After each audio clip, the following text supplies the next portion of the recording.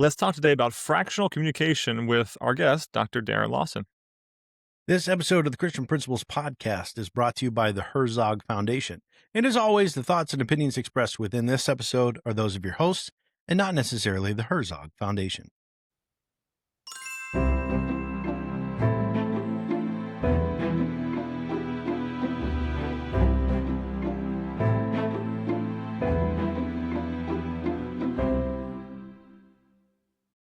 Welcome to the Christian Principles Podcast. I'm Matt George.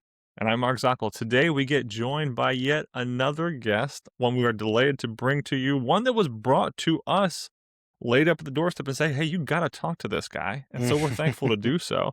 Today specifically, we have Dr. Darren Lawson with us. Dr. Darren Lawson. Dr. Lawson, thank you so much for being with us today, sir.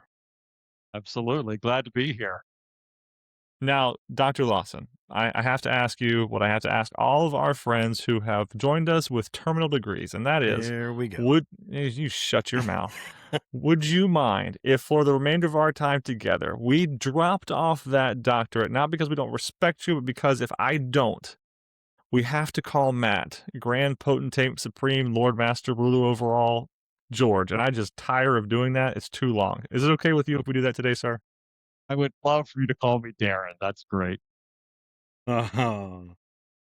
thinks he's Sorry, going to get Matt. it sometime. He Hey. thinks someone's going to say yes. And I'm like, no, it's just not One of gonna these happen. days. One of these days. Well, Darren, thank you so much for being on with us today. This is exciting for us. We were chatting beforehand about time spent at a mutual education institution, and I'm sure we could keep going with those discussions. Folks, we're going to kind of keep it to our 25, 30-minute time frame. We're bad about that. We're going to try to do our best, but we will. Before we keep going down this path, though, and hear from Darren concerning what he does at Paradox Communication Consulting, we're going to hear from our partners, the Herzog Foundation, as well as from Great Lakes Student Information Systems. This episode is brought to you by our partners at the Herzog Foundation, whose mission aligns beautifully with ours to advance and support Christ-centered education. The Herzog Foundation exists to catalyze excellence in Christian schools, helping more children experience academic rigor, biblical truth, and strong moral character, all in a safe and nurturing environment.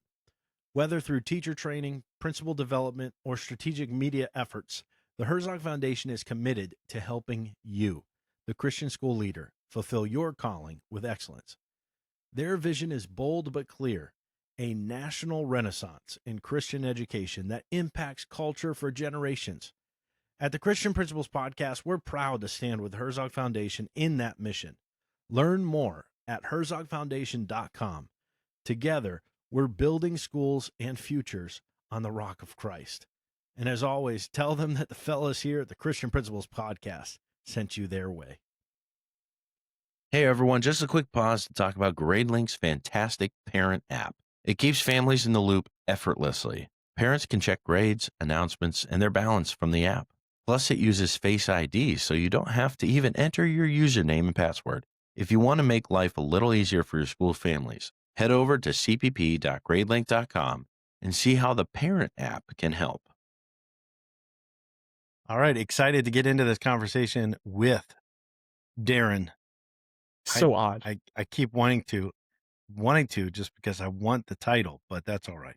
Well, I imagine that many of our audience members are going to remember Darren, so weird, as what we should be calling him, Dr. Lawson, because so many of our members have ties back to the Bobs down in South Carolina, there it and is. that's where they knew Dr. Lawson from. So Darren, it's so weird, but Darren, could you walk us through what is your background in education?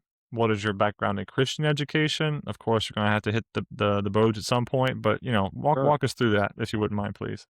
Yeah, I entered higher education, started teaching in 1986 as a grad assistant at BJU.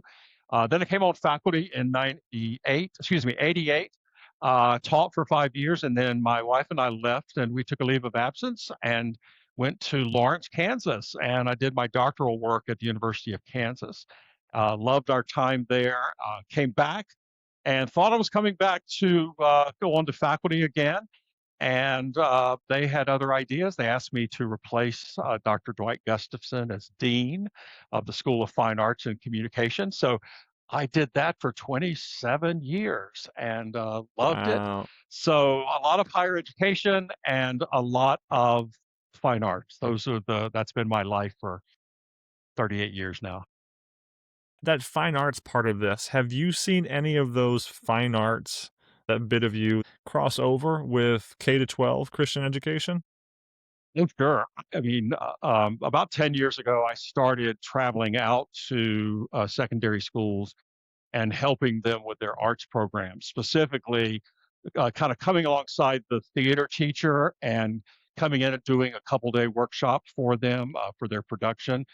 And I found that really the schools that were most successful out there, they really kind of had three legs, successful legs on their model, and that was academics, and then athletics, and then finally the arts. And the school that had those three legs and was trying to do all of those successfully, I felt like we're the most successful. And I've literally traveled to dozens of schools all over the US. And so I've got some touch points in terms of comparison. And so, yeah, I think about 10 years ago is when I started to intersect a lot more with secondary schools. And I've just kind of fallen in love with that. Matt, what's the usefulness of fine arts? What do you think? Nothing. It's worthless, pointless. You got these It's nothing guitars compared to hanging behind. athletics. You got these- Athletics is, everything. athletics is At least I think that's what comments tell us. Matt's So, got these we'll guitars see. hanging over his head. Matt, do you There have an we go. affinity for? Do you have affinity for the fine arts, Matt? Where do you stand on that? Well, to be clear, they're not guitars. This is a I'm ukulele, sorry. and that's a Oh. gutalele. So Go away. let's get it Just- clear. Just get away, man. Come on. But they're also right in front of a treadmill. So, there's the balance. It's in life, all good things. No, Matt has a thespian background, Yes. correct? You were Thespian, yes. I mean, well, okay, you played that guy on that show that time, right? I mean, you were one of them I did. anyway. I did my time on the stage. I had the spotlight on. Yeah. I've dabbled. But we've talked about the importance of a fine arts program on a very recent episode, and that's it. We kind of joked, but the controversy comes where we try to share the spotlight of fine arts with athletics, and people are like, "Wow, why do you hate athletics?" Why do you hate athletics? Just do a better job training your coaches. Yeah, They can be Christians too. Oh, this is our social media kickback, which is just amazing. it's fun. Love it. It's fun. We're going to go over that soon on an episode, our State of the Pod episode upcoming for what will be our turn of our second into our third season. Mm-hmm. You're going to hear some of those comments. This would be great to read. Okay. But anyway, Yeah. we're pretty far afield right now. That's on me. But let's get back to Darren here. So a lot of time is spent there at Bob Jones University, and then this consulting bit for fine arts, and now and perhaps during this, I see Paradox Communication Consulting, which Cam Lawson, I believe, is your son, a Dr. Cam Lawson. He told us we had to talk to you and talk to you about this. Yeah, I know, right? Talk to you about this fractional communication. So we've established you and where people might know you from, and your time in Christian ed and your enjoyment of it. So now let's get into this Paradox Communication Consulting. Sure. Maybe what Sure. brought you to it, or if you're the one who founded it, like all that kind of thing, and then even what it is. Yeah, well, 2 years before my son was born, it was 1990. In education, you have your 9 months, and then you are looking for something to do during the summer months. And so back in 1990, some really good friends of mine, Dave and Charlotte Burke, who were on the faculty at BJU, we got together and we said, "Hey, what are you guys doing this summer?" And eventually we kind of said, "What if we took what we're teaching in the classroom and took it out and did corporate consulting?" And so we started that in 1990, and it's gone through a few rebrandings, and the most recent one was Paradox Communication. After Cameron finished his doctorate, he said, "Hey, Dad, maybe we could work together on something," and we both have our doctorate. So Paradox. That was kind of cheesy, but it Okay. worked. Now, Gotcha. Now Mark gets it. So I So we're looking I we're thought it was looking to so get much more deep. I thought it was way no, deeper. I no. thought it was like you're gonna get something here, but actually we're showing you something over here, and this is yeah. Well, Okay. so businesses, I've done that for 36 years now, and what I've found is that sometimes secondary schools, Christian schools, um, they don't see themselves as complex organizations. And it's like, okay, well, we got to have our curriculum planning, and we've got to do assessments, and we've got to do, that's what makes us an organization. And really, it's a complex collection of people who don't always do what they're supposed to do. Sometimes they Yeah. hear correctly, sometimes they don't. And Mhm. so what I found is that the Christian schools need communication help just as much as any of the corporations out there. Um, just this week in South Carolina, it has hit the news that a Christian school was allowing someone on the sex offender list. This was allegedly allowing someone on the sex offender list to volunteer at their school, and suddenly this school is thrust into this Mhm. national spotlight. And my question, and if you watch the meeting that the head of school had with the parents and the locals and press and everything, it could have gone much better. And so that's where sometimes heads of schools need communication training. And how do you Mhm. handle crisis? How do you handle discontent in the ranks? All of those things. And it's pretty complex. And sometimes the head of school needs to realize that he or she may be part of the problems that we're having. They may not be communicating clearly enough.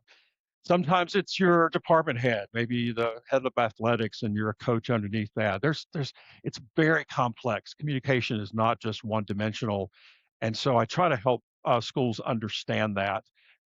So yeah, and then I also can help them with their fine arts. So it's I've kind of got a foot in two different rowboats on this, which That's crazy. yeah, you just never know what God has in plan for you when you first start your career. We say this often. We've come together over the first season into the second season we had, and we month by month created a timeline for principals.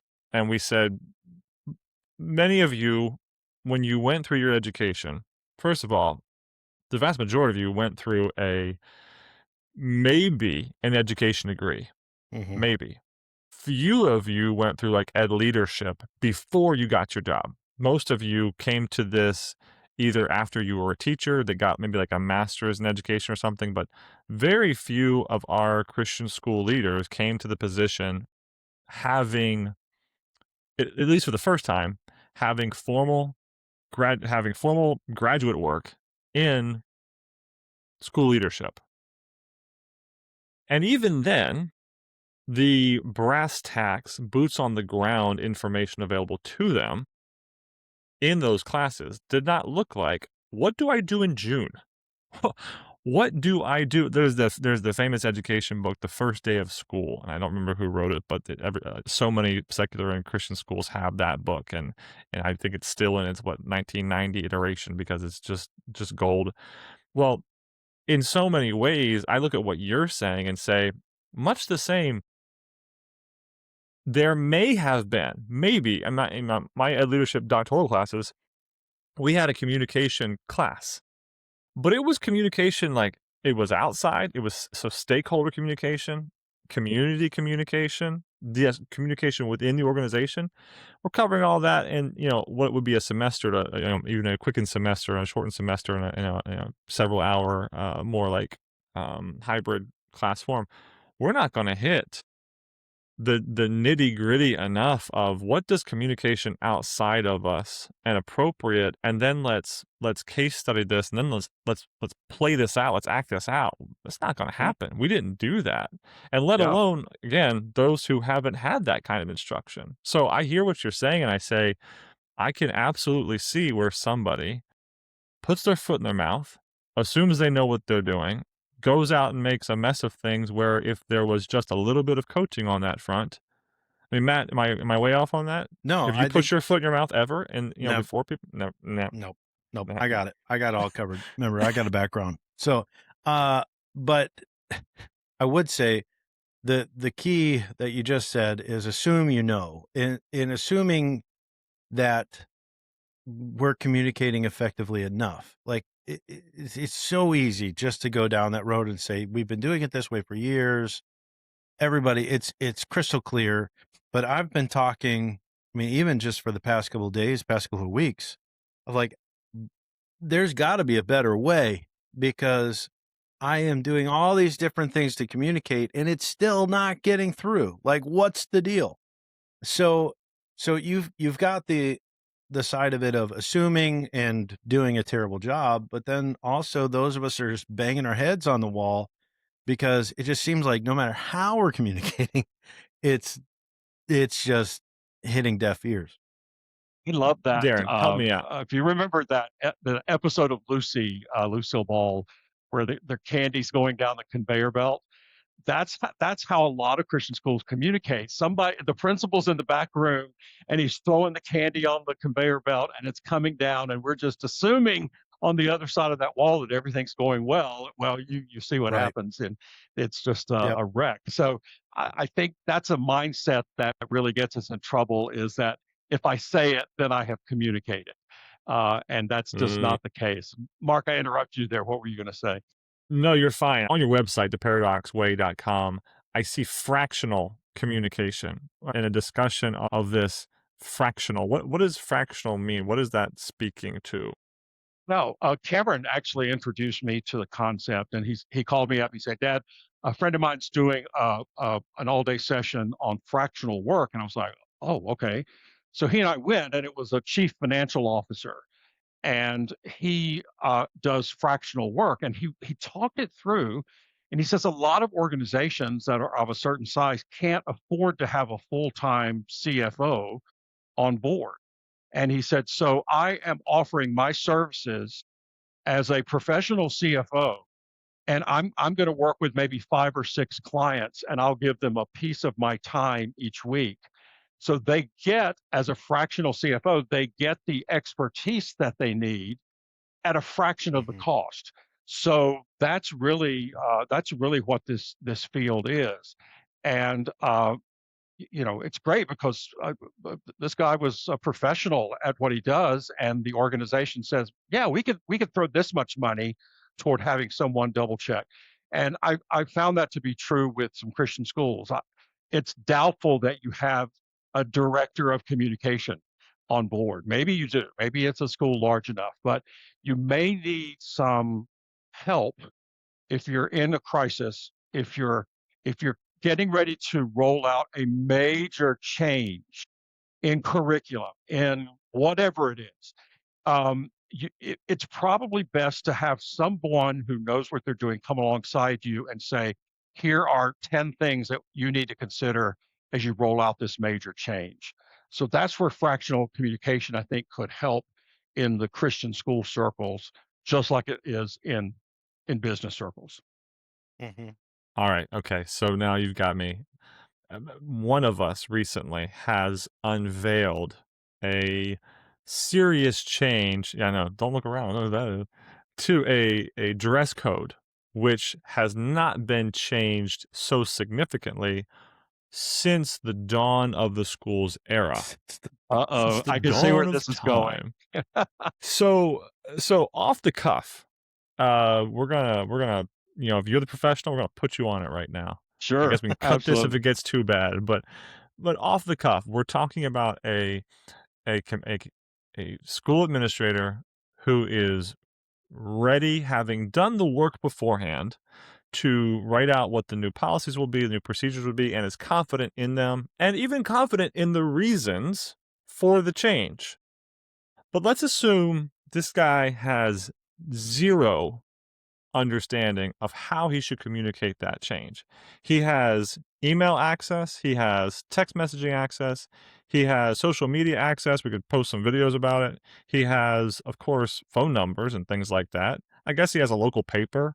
They don't do like a weekly publication in the summertime when this would come out. So, with those available pretty usual standard of communications. And with that being the content, but this guy not knowing what he should do, let's say he's calling you. You got 2 or 3 make sure you do these things, or have you considered this to share with us about a major dress code update? Okay, let's go with that. So I think obviously I would take a look first at the content. I would want to see how it's organized. What comes first? Are you going to say something in the early part of this that's going to throw everybody off kilter, and then they're not going to hear anything Uh, else? That type of thing. So I Mm-hmm. would do message analysis first. Then I would take it through in a next iteration of perspective taking. So I would say, tell me about your constituency. Is it a mix of what we would consider more ultra conservative folks, or is it more on the other side of things? Is it a mix of the two? Now, I want you to read your message through the lens of someone who's been a part of the school since they went and in kindergarten, and now their children are in. mm. How might they misperceive Mm-hmm. this? That is a question to ask. And then that just forces you to look at the message again and go, "Oh, you know what? I better head this off in a different way because they're gonna." Mm-hmm. That to me is the biggest thing that communicators don't do. They don't look at their message through the eyes of other people. So those are just And a that's couple crazy. things off the top. That's crazy in education too, because we're going to be telling our students when we're having our English class or our Bible class or hey, do you know your audience? The administrator would say to his teachers, know your audience, and he's going to or she's going to say to their English and their if you taught your students how to bear in mind who their reader is going to be so they don't put off their reader in the first 2 sentences, but are we enacting that? I'll say it's simple. I mean, that seems rather simple, but we are reminded about it. Are we enacting that simple technique in our communications? That's right. That's Wonderful. right. Yeah. And sometimes when you are making this big change and announcement and you know your audience well enough, you say, this change is not being enacted for another year, but because it's going to take a whole year for all of you to recognize that it's changed. So there you go. There that exactly. And so, and then sometimes I will tell folks to think through all of those possible reactions and then put together a frequently asked questions page that you Mm-hmm. can't cover in your presentation, but it's like, look, folks, if you have questions, go to the website. It's probably going to be answered there, and if it's not answered there, feel free to reach out to me so that they have an opportunity to ask questions and get clarification. But just mentioning it one time does not mean that communication has occurred. So yeah, exactly. Before Matt jumps in with a thought or a question, I do have another. It's not a scenario, but have you offered Christian schools aid in times of crisis in your consulting with them? Is that something that would be on the table? Should a Christian school perhaps want to partner with you? Yes, I'm trying to think if I have offered it specifically to Christian schools. I have worked with churches before who are in crisis, Sure. Mm-hmm. and Mhm. they have contacted me, and I've kind of worked them through that. Like for instance, when an organization is in crisis, you never ever open it up for Q&A for an audience. And Mm-hmm. and and and some people may go, "Oh, well, you should do that. You should do that." No, because it will derail your message. So the best thing you can do when you're in crisis is to make statements, very clear statements about this is what we know right now. This is what's being done to address it, and we will continue to keep you posted.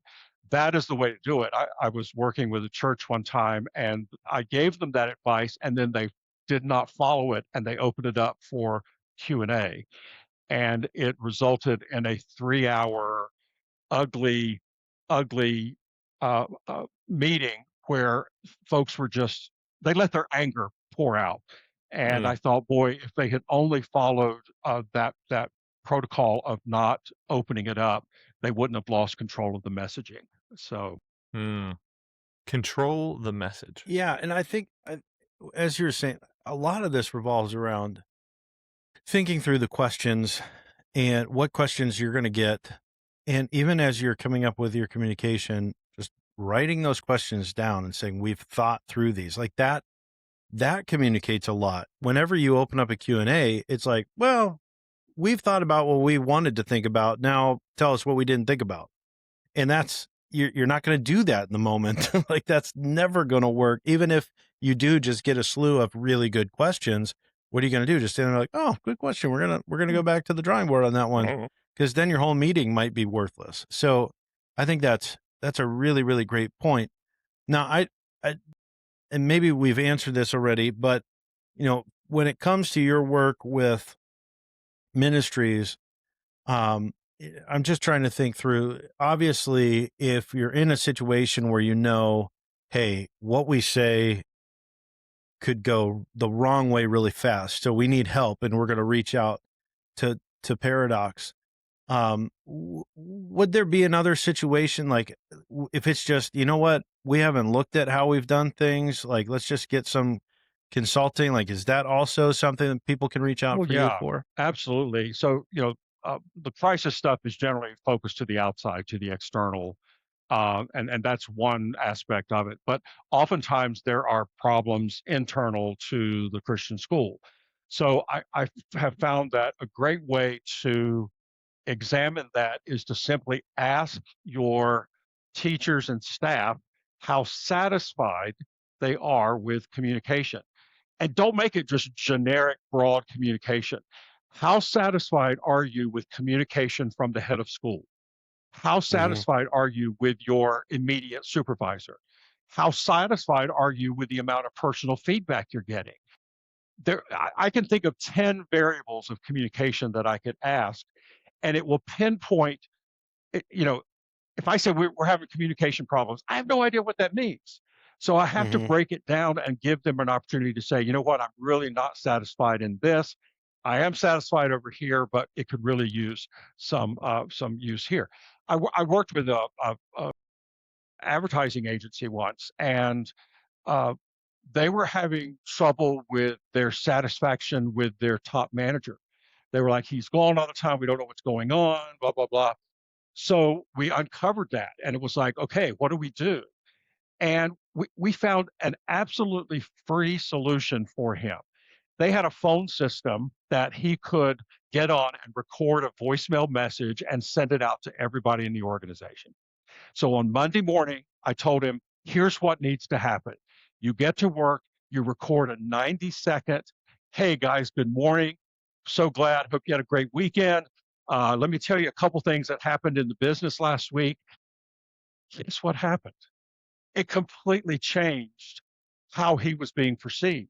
Because when they got to work on Monday morning, they picked up the phone and there was a personal message. It wasn't personal, but it was still their CEO speaking to them and telling them what's just happened. The problem went away and it didn't cost the organization one penny. So those are things that I think like Christian schools need to think about. Maybe there's something or how we're doing it or the medium, whatever it is that might be better for this. And poof, it's gone. Sometimes it takes a little bit deeper. Um, I really look at myself as a form of doctor who comes in and helps the organization identify problem points. Well, is it hurting you here? What about over here? When I press here, does that hurt? That's exactly what a Hmm. doctor does to us. So that's kind of my role, I think, is to kind of come in and help diagnose the issues that the school's having. I love the hands-on. I love the rubber meets the road. I love the practical aspect that you've been able to offer us today, Darren. Hopefully our constituents, hopefully our listeners can hear and feel the same. Let's say we have amongst our 500 plus followers now. Praise Hey, Hey, God for that. That's wow, exciting. Very impressive, recent, but yeah, we're impressive. pumped. Uh, let's say amongst our listenership, there is somebody who is interested in speaking with you. They like what they've heard, but they don't really, even from here, quite know like what your packages are. Not necessarily cost, but like what do you offer? Is it all that fractional? Is it more so? Is it less? Is it one time? Is it you get an email a week? So what have some of your packages, so to speak, look like for organizations? Yeah. I think of three different entry points into the school.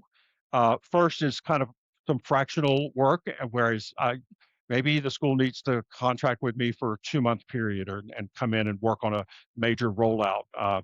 So fractional is a way to do that. The other thing that I've done, and I mentioned this earlier, is I travel out to schools to do master classes with their theater programs and their musical theater, and that has been hugely successful. And just this past week, or excuse me, not past week, a couple months ago, I worked with a school up in Virginia and spent 4 days with them. Every day at rehearsal, I was there to help, and so that has been value added for a lot of schools because their productions are going to be a very forward facing thing out to the community. So they want them to be the very best that they can be. The last area, the third, is I'm part of another organization called Aletheia Legacy, and I'm chairman of the board for that. And we offer monthly meetings where we bring in leaders in the arts to have discussions and online training. And we have that approved through ACSI to offer CEUs for your fine arts faculty. So there's another very concrete way that you can benefit. And Aletheia offers memberships to schools that allow your teachers to come in, be a part of that, and then get the official CEUs. And the teachers have been very excited about that because there are only so many classroom management training sessions that you could do before you kind of got that down. So this has Well, been helpful. Yeah, go ahead, Mark. our art teachers don't really worry about classroom management anyway. They Yeah, it's a different music and art animal. teachers, they're their own species out there. It's crazy. Exactly. I love them. Now, They're my kind of people. those are your people. Yeah, I hear you Those on are that my front. Well, people. okay. Let's say someone wants to get a hold of you. What is the easiest way for them to get a hold of you? Where would you want them to start that contact? Yeah, so I've got a webpage called theparadoxway.com, and my contact information is there, but it's pretty simple. It's Darren at theparadoxway.com, and that's a great way for them to reach out. I'm also on LinkedIn, Facebook. So people come at me a lot of different ways, so I'm very happy to interact with folks. And a lot of times what I'll do is just offer up front, let's sit down and schedule an hour meeting and just talk through what your issues are, what's happening. And that doesn't cost you a thing. It's just like let's have a dialogue so that I can see if I can't help you, maybe I can recommend someone who does. But that's a great place to start. We've got to the point where we spotlight a Christian school administrator. And when we have our guests on, we like to say, do you have somebody that we could shout out, send that little canary envelope with a Dunkin' gift card in it to both be an encouragement to them, but also we'll pray for them here at the end of the episode. But do you have somebody, Darren, for us to spotlight for this episode?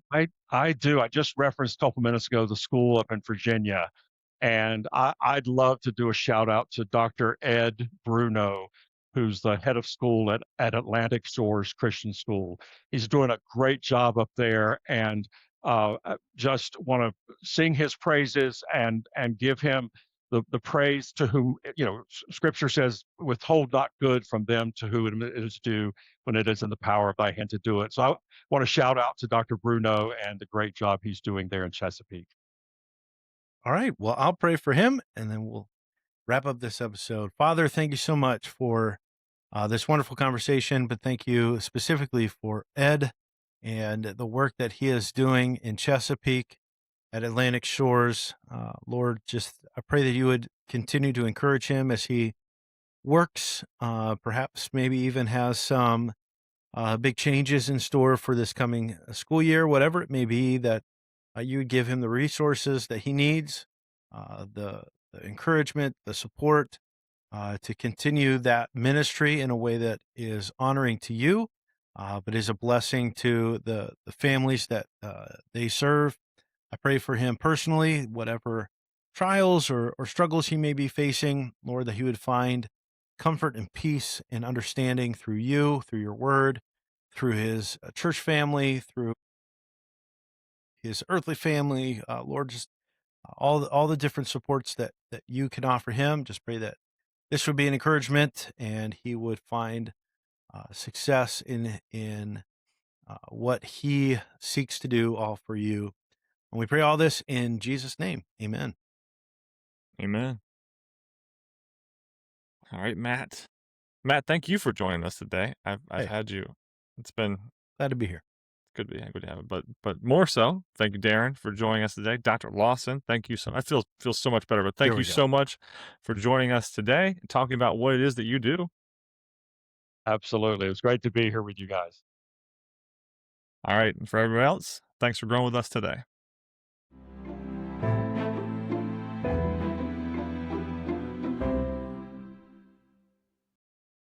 We want to thank you for listening. We're honored that you spend this time with us each week. Our heart is to bring you practical conversations and resources that really serve you as a Christian school leader. One of the best ways you can help us spread the word is by leaving us a review and sharing the podcast with other Christian school principals you're connected with. You can also follow us on Facebook and Instagram. Join the conversation and share any posts that resonate with you. Every share makes a difference in helping more leaders find encouragement and practical tools. And remember, the podcast is just one way we help. We also love serving schools through speaking and workshops. Our keynotes and sessions are designed to give you actionable strategies you can take back to your team and implement right away. If you'd like more details, just send us an email at info@christianprinciplespodcast.com. We'd love to connect. Until next time, thanks for joining us on the Christian Principles Podcast.